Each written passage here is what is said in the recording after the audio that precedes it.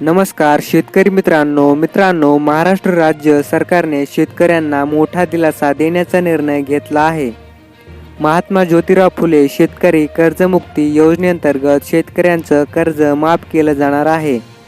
प्रोत्साहनपर लाभ योजनेच्या लाभार्थ्यांच्या गावानुसार याद्या जाहीर करण्यात आल्या आहेत. या योजनेमुळे राज्यातील लाखो शेतकऱ्यांना लाभ मिळणार असून त्यांच्या आर्थिक स्थितीत सुधारणा होण्यास मदत होणार आहे.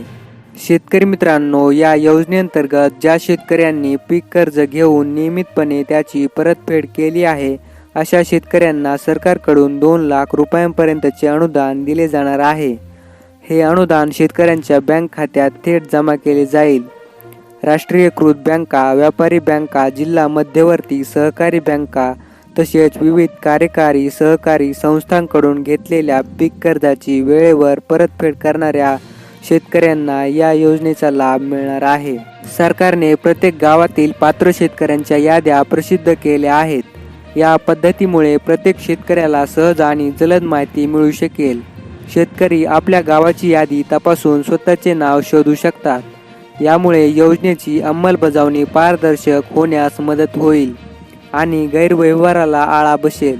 शेतकरी मित्रांनो, महात्मा ज्योतिराव फुले शेतकरी कर्जमुक्ती योजना ही केवळ कर्जमाफीपुरती मर्यादित नाही.